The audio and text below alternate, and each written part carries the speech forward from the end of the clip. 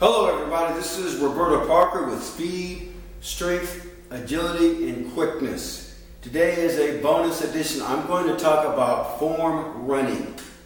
How can you improve the form of your running? I know so many people who are members of this group, SSAQ, you're always concerned about, well, my kid doesn't really run with the right technique.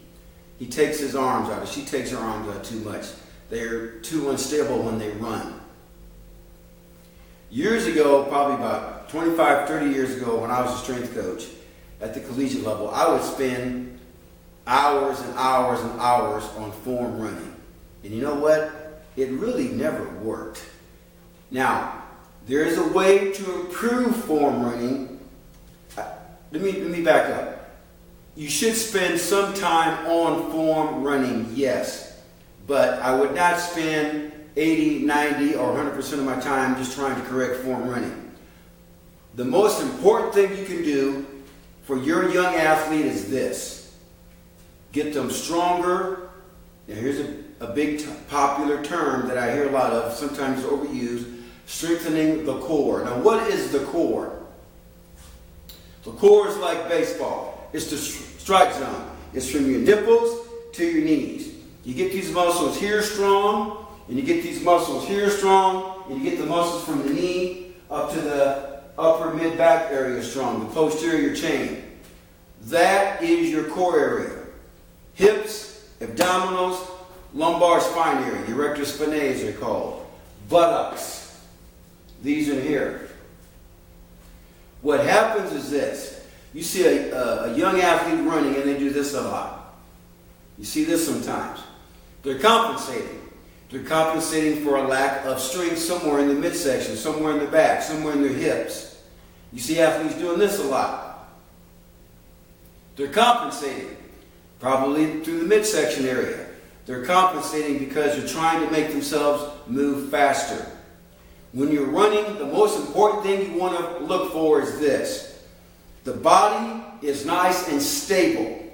The arms and legs are moving aggressively at 90 degrees, and the knees are coming up at about waist level. Toes should be fairly up, not pointed down, because when they're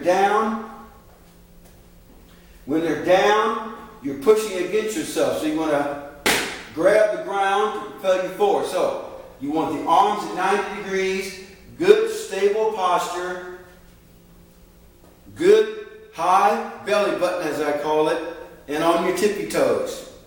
And the only way to do that is to get the midsection stronger, the back stronger, the buttock stronger, that nipple to knee area in here, even your chest muscles, your pectorals, your lats muscles, your latissimus dorsi muscles back here, pull-ups, those sort of things, bent over rows.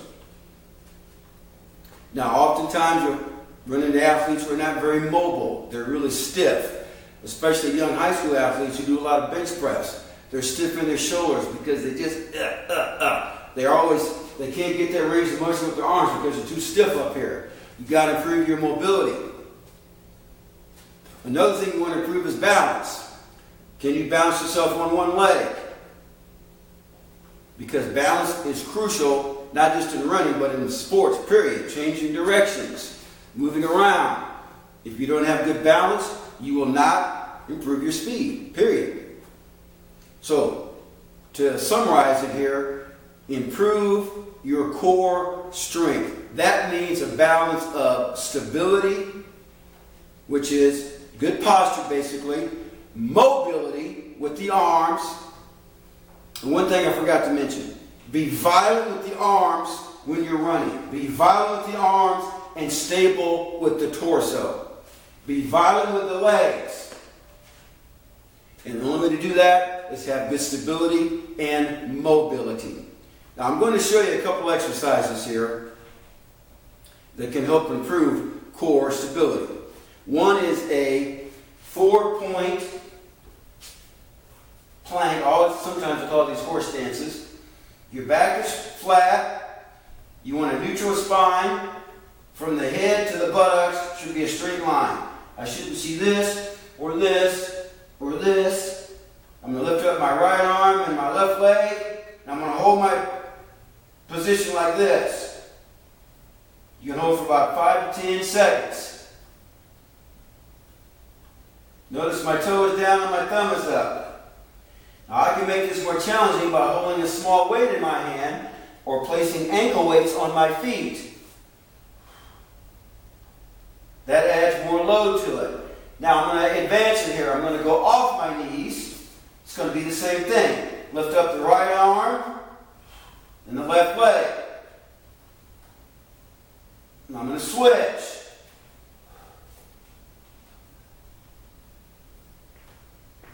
Okay?